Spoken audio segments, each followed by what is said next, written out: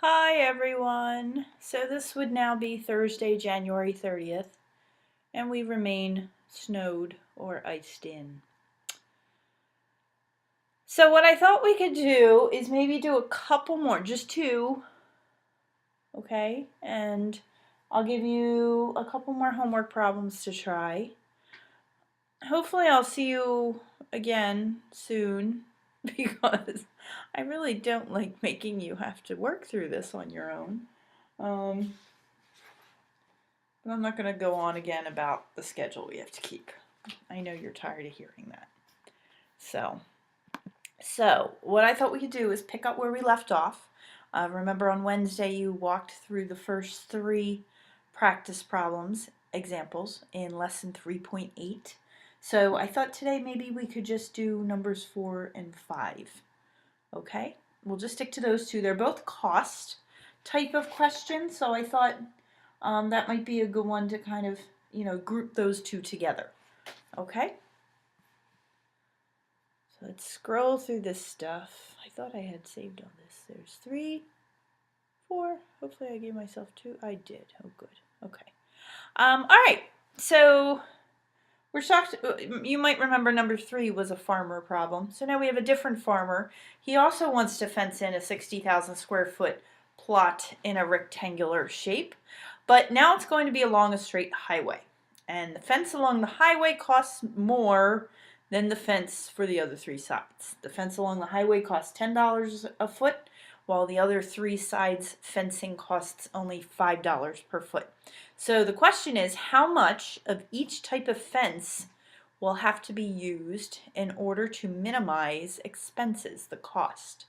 And then what is that minimum cost? So let's get a picture first, and then we'll take it from there. All right, so suppose here's the road. All right, now remember what that fencing is going to cost. That's going to cost $10 a foot. Okay. Then the field is going to be fenced in. And remember, that's only $5 a foot. Fluorescent green isn't showing up that nicely. Sorry about that.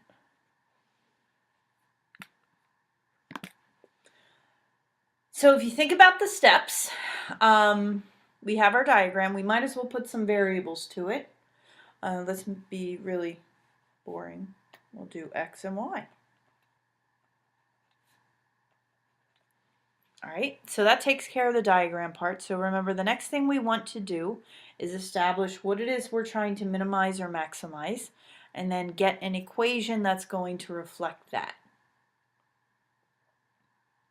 All right, so in this case, we're trying to minimize the expenses of kind of constructing this field with the fences. So we want to minimize the cost.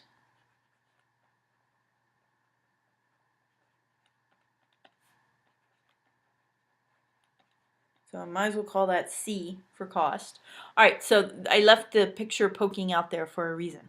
All right, because you have to figure the lengths of the fences themselves are the X, Y, X, Y, okay? But you have to take into consider the cost of each length. All right, so let's start along the highway. All right, so along the highway, that's going to be $10 times the number of feet, 10x. Okay, then we have plus, and we're just going to go straight through and do the other sides. So if we start on that vertical side on the left, that's going to be a 5y, and then down there along the bottom, that's a 5x, and then over on the right, that's going to be another 5y. All right, so obviously we can combine some terms. So we have 15x plus 10y.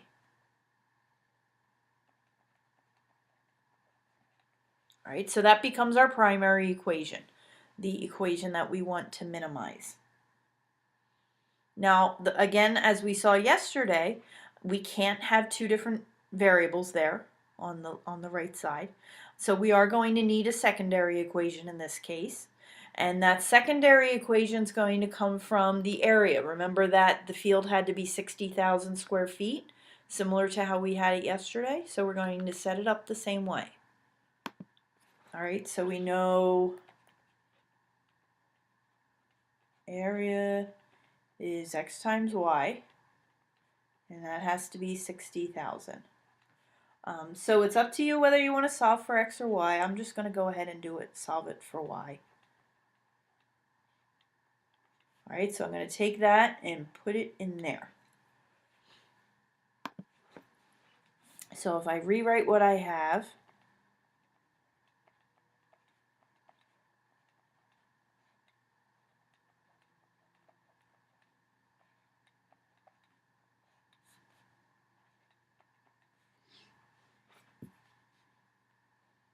so 15x plus, and we have 10 times 60,000, so that's 600,000. And I'm just going to go ahead and bring that x up to the numerator, because remember what our next step is. We're going to have to decide if we want to use the extreme value theorem or the first derivative test or the second derivative test. So chances are I'm going to have to be doing a derivative, so I might as well bring it up. So let's talk about the domain, because remember we have yet to see an example with a closed interval, so we could use extreme value theorem. All right, so let's see. So we're talking x's, because that's what we have left over in our equation there. X stands for how long that horizontal side is. So we know it can't be negative. It's got to be positive. Can't be 0, because then you don't have a field. So it has to be bigger than 0. So far we got, x is 0 up to, and this is another case like yesterday. It can kind of go however big it wants. One of the restrictions is that x times y is going to have to be 60,000. Well, because you could have fractions and decimals, it could go pretty high. All right, so this is one that still we can't use extreme value theorem for. So now we have to decide if we're going to use the first derivative test or the second. We could do both if you'd like practice in doing both. Remember that either one would require us to find the first derivative, so let's go ahead and do that. So that's going to be 15. Then we'd have minus 600,000. And it would be x to the negative second. I'm just going to go ahead and put that over x squared. Remember, I'm setting that equal to 0, and then I'm going to have to go ahead and solve that. So maybe I'll kick that 600,000 over to the right. So if I cross multiply, I have 15x squared equals 600,000. So x squared is 40,000. You can get out your calculator and check my math, that's fine. That's why we have a pause button. So x has to be 200. So that's our critical number. Of course it could be negative, but remember x stands for a length of the plot, so we know it can't be negative. All right, so the only one we have is 200. Now, we could consider that, remember, also critical numbers occur where the first derivative does not exist. And in this case, that would be at x equals 0. But remember, we can't have x equals 0 because then we wouldn't have a field. So that kind of doesn't work either. All right, so 200 is the only one we're going to go with. So let's maybe try to do it, just to kind of refresh your memories from yesterday. We'll try it with both the first derivative test and then also the second derivative test.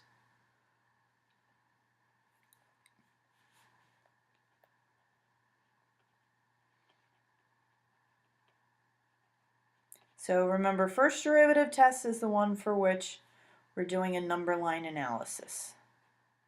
So we'd have 200 on our number line. If you want, we can't go below 0. We'll have to indicate we are considering the derivative. And it was at 200 that derivative equaled 0.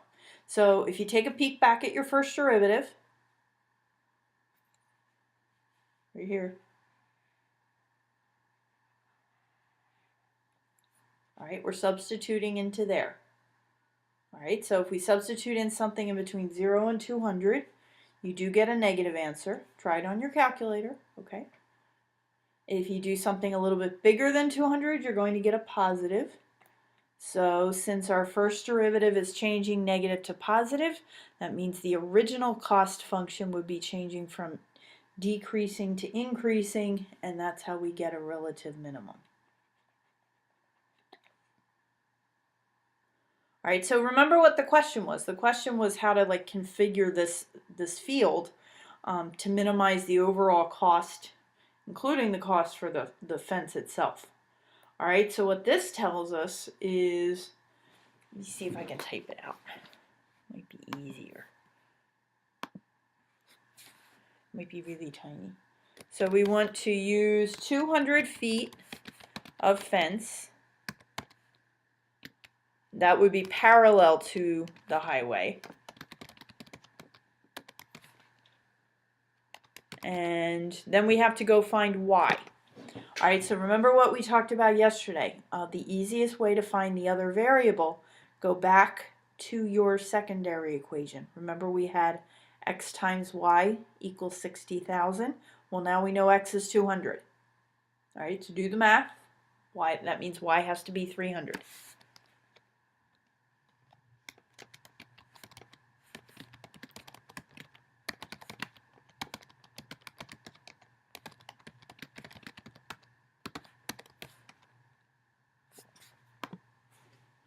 All right, so now we know how to configure the field. All right, but now the question is, what's the cost going to look like? How do you get that? Well, the cost, you can go back to your original cost equation. Remember the 15x plus 10y?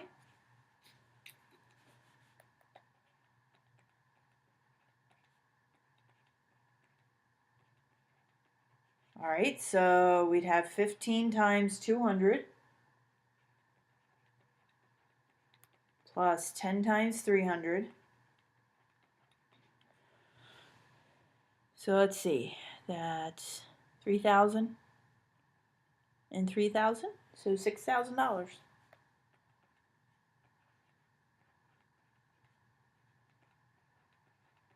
So that's our minimum cost. That's the cheapest the farmer's going to get away with.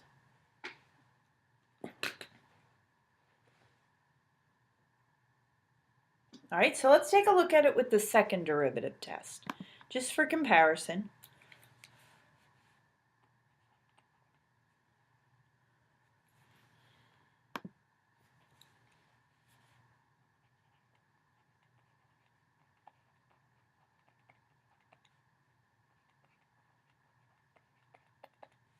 All right, now remember for the second derivative test, we have to find the second derivative.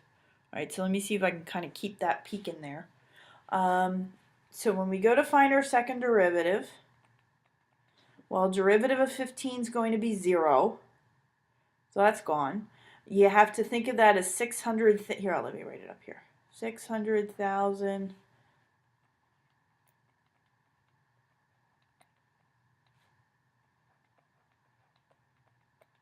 kind of like that, okay? So this negative 600,000 times a negative 2, that becomes a positive 12, and then 1, 2, 5 zeros.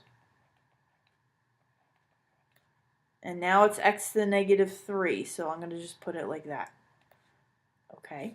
Remember with the second derivative test, we're going to take our critical number and substitute it into the second derivative.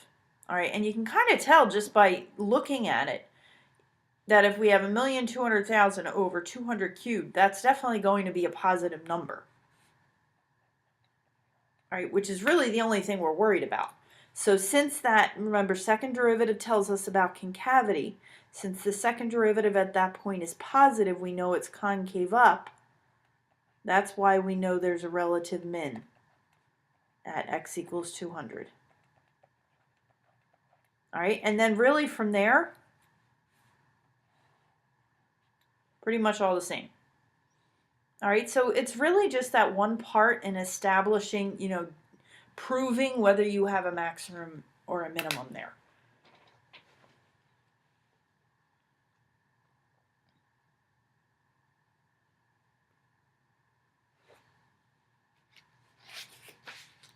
All right, so let's try number 5.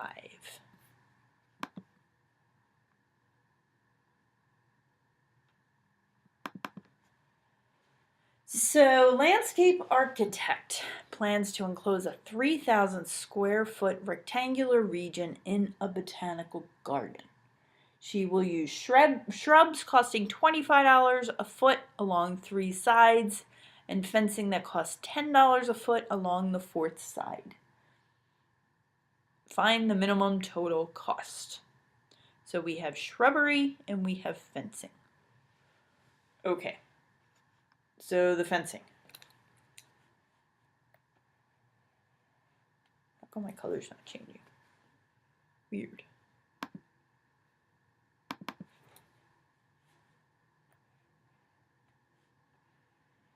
Doesn't want to change. Okay, there's your fence. Remember, fence costs $10 a foot.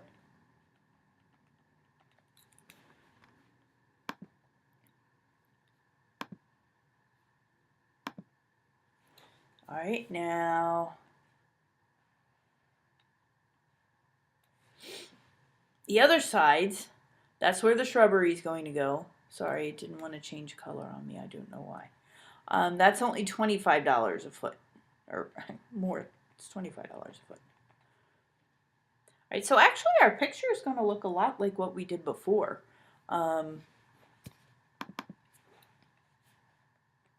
We can do X's, we can do Y's.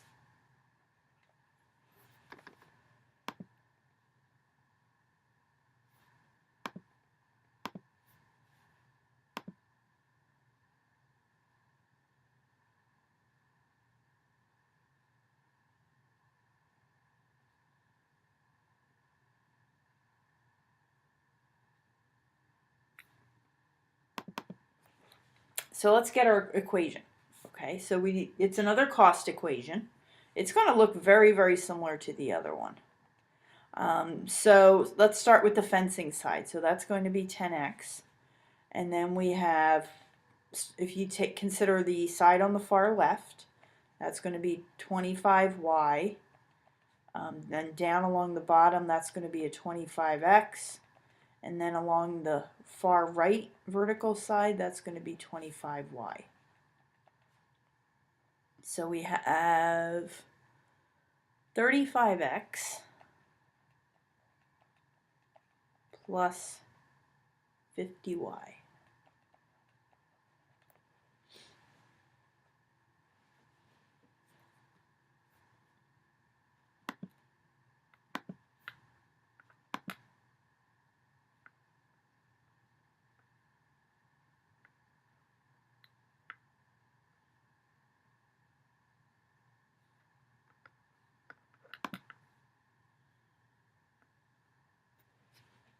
Okay. So again, just like we saw before, 2 variables, we're going to have to get a secondary equation. My colors don't seem to want to work anymore, my apologies. So remember, in this case, we were told that the area of this entire garden was 3,000 square feet. So we know that x times y in this time equals 3,000. I'm just going to go ahead and solve for y again. That seems to be what I just always do. So we're going to put that in our cost equation, okay? So now we have the cost is 35x plus, and in place of the y, we're going to put that 3,000 over x. So we have 35x plus, and you have to do 50 times 3,000, so that's 150,000 over x. I guess I should have just brought that up to think of it as x to the negative 1.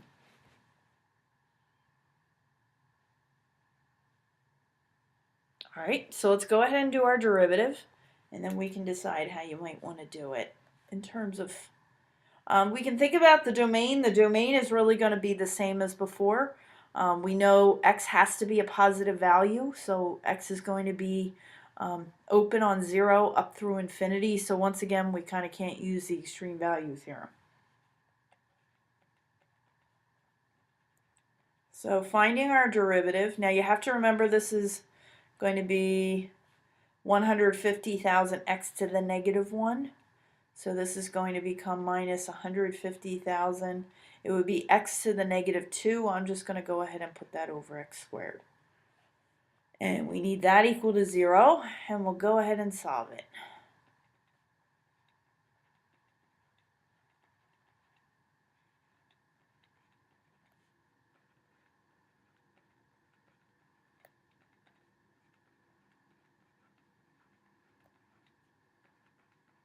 So if you divide both sides by 35, I don't have written down what you get. I know the x you're going to get is going to be a decimal, so keep that in mind. Let's see, 150,000 divided by 35. Yeah, you do get a decimal, so it's about 4,285.714. Then you'll have to take that square root.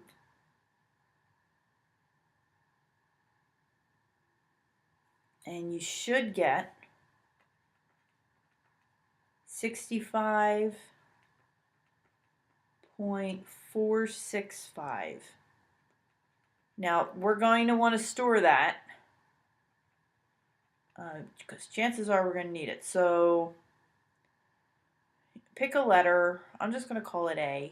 I usually try to stay away from labeling when I'm storing things in my calculator as X. So remember how to do that. Okay, here, let me switch back.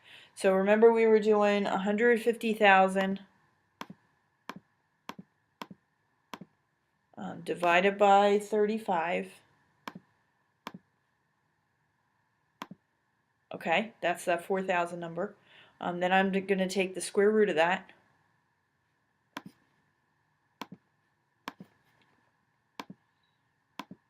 Okay, so there's what you get, and I'm going to go ahead and store that as, remember you can do alpha A.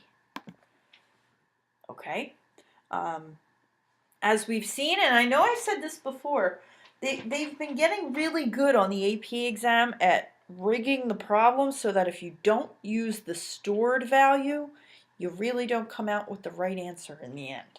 That's how they can actually tell if you stored it or not. So do make sure you're kind of paying attention to those kind of things. All right, so that becomes our critical number.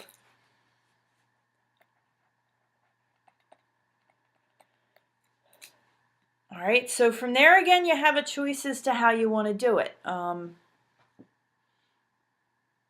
Second derivative test might actually be easier. I mean, if you think about it, because here's your first derivative. So taking the second derivative, that's actually going to be pretty easy. So let's try the second derivative test.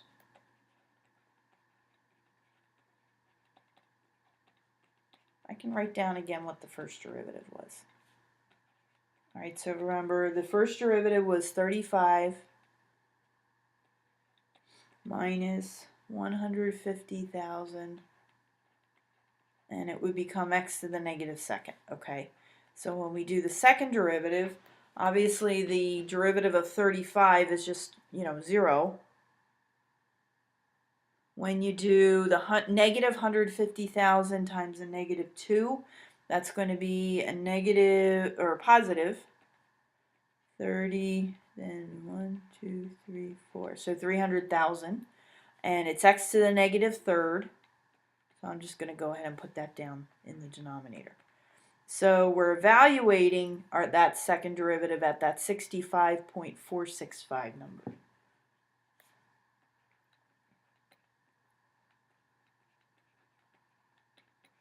All right, and again, if you imagine substituting that into your second derivative in the denominator for x, you're obviously going to come out with a positive value. All right, we don't even necessarily care what it is. We know it's going to be positive. So as we talked about, because of that, at this particular x value, the second derivative is positive. That means the original function would be concave up, And that's where our relative minimum comes from.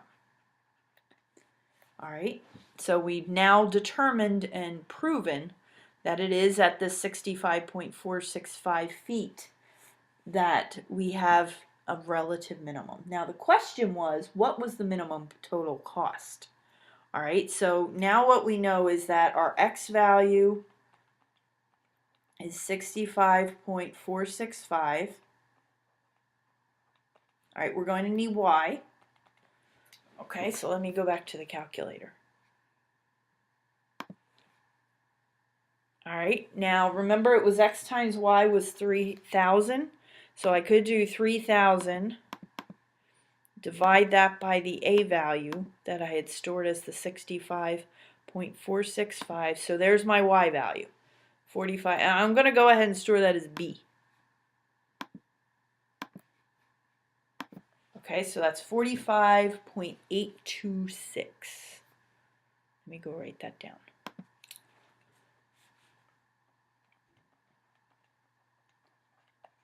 And I stored that as B. All right, now remember what the cost equation was from the very, very beginning. It was 35x plus 50y. So we could just crank that out in our calculator.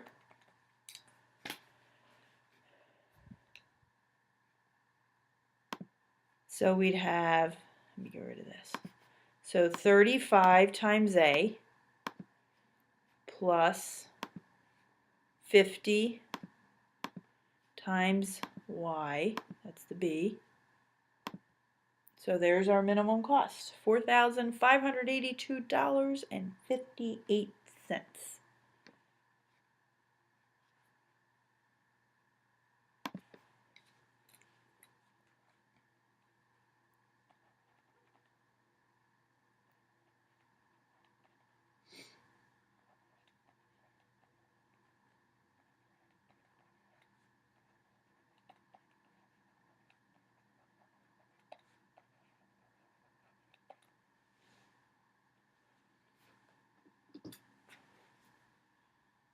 All right, so as promised, that's where we'll stop.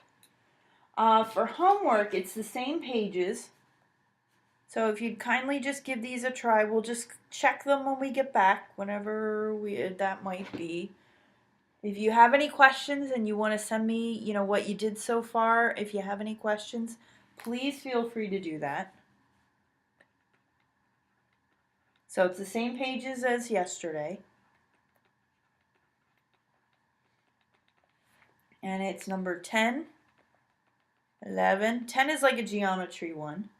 11 and 22 are both cost ones.